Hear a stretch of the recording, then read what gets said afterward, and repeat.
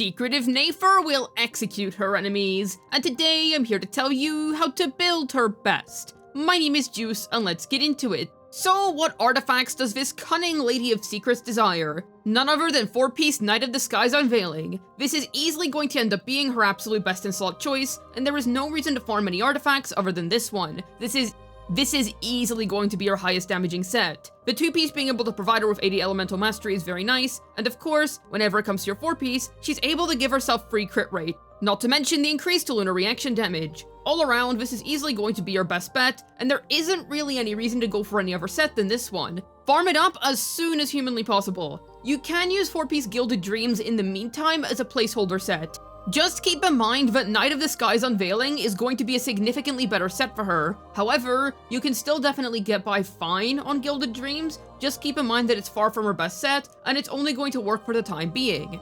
As for Nefer's main stats, simple. Go for EM, crit percent. She does want to build crit on her main stats as she is able to crit, however, her damage output still really heavily scales off of EM, so you definitely want to stack that up on her. She doesn't really have any usage for conventional damage bonus percent, so there's not any point in building Dendro bonus percent on her. However, going for double EM and crit percent is going to get the job done very well for you.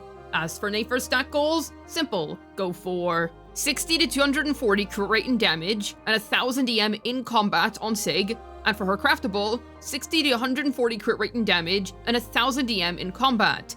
I say 1000 EM in combat. Usually I much prefer to show off stats before combat because then you can check on the stats menu whether you're on the right track or not. However, in Nefer's case, this is difficult to do because the amount of EM she's going to have is completely going to depend on what teammates you're running on her. Generally, you want to be getting 1000 EM after all of your buffs are applied. If you're getting that, whatever your team is, then you're on the right track.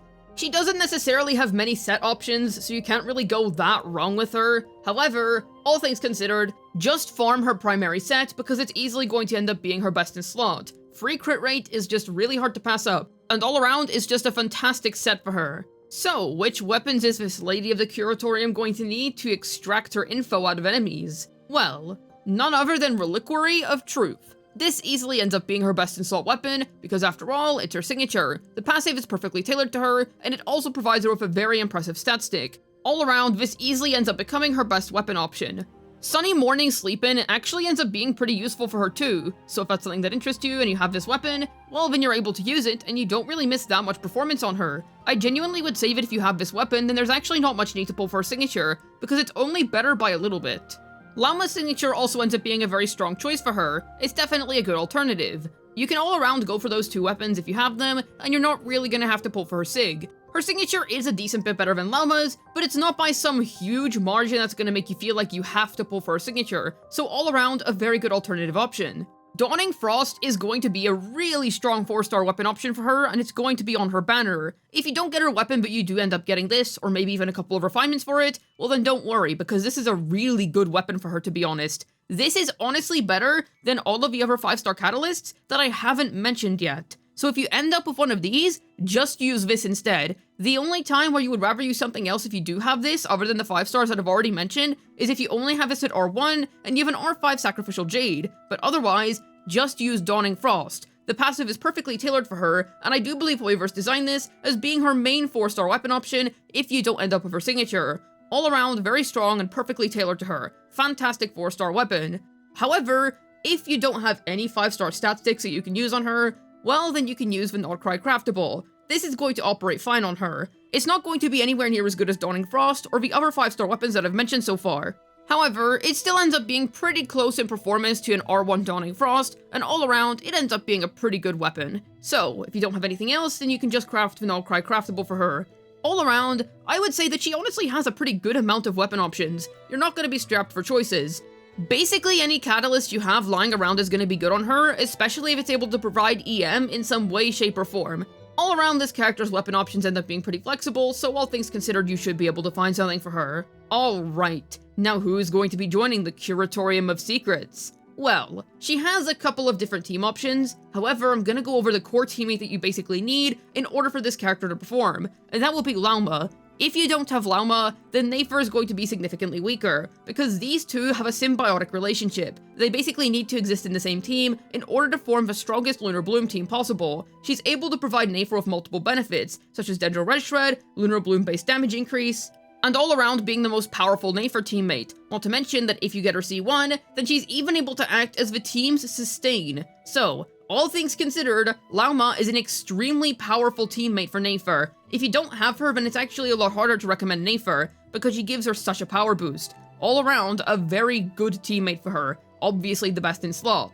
I will suggest some teams that don't feature her, but just keep in mind that they're not exactly gonna be the strongest thing around. She definitely does really want Lauma in an ideal world.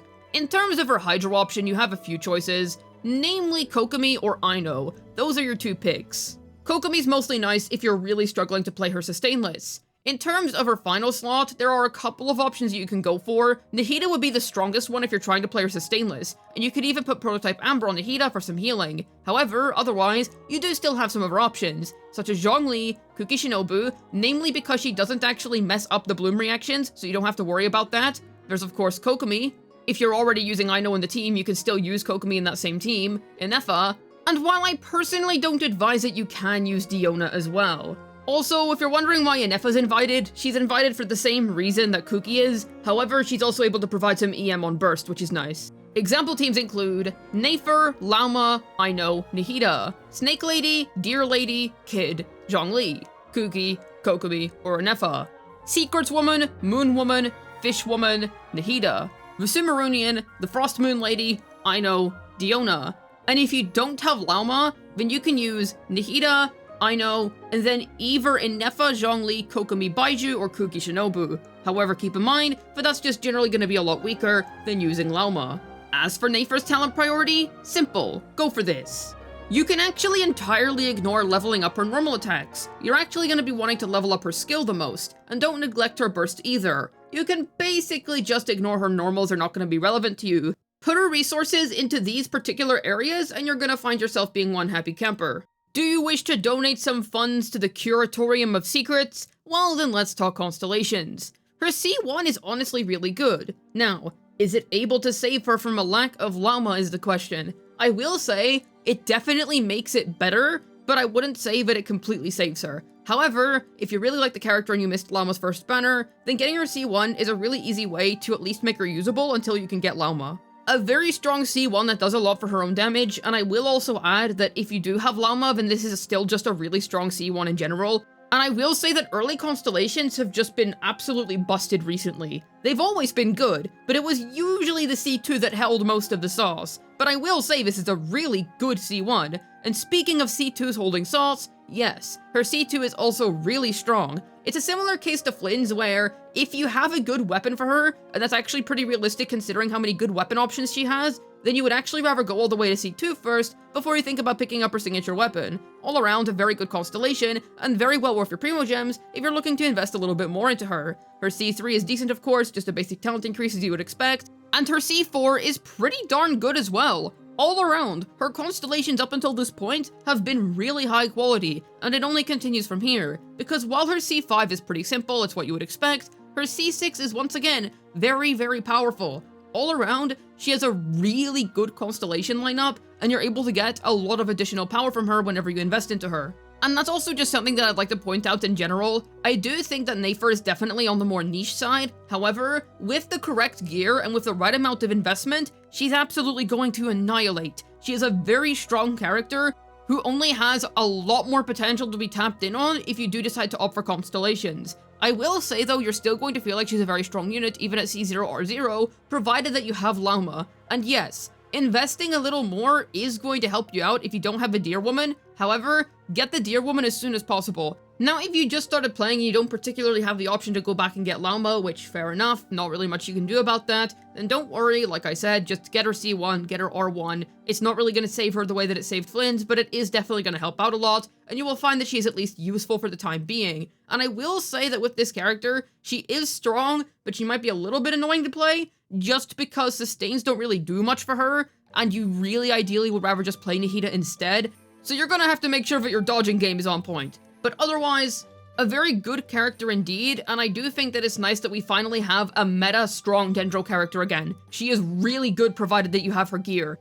Hopefully this video is able to get your Nefer slinking her secrets out of her enemies. This has been Juice, signing out, and everybody's gonna be coughing up their secrets when Nefer walks down the street.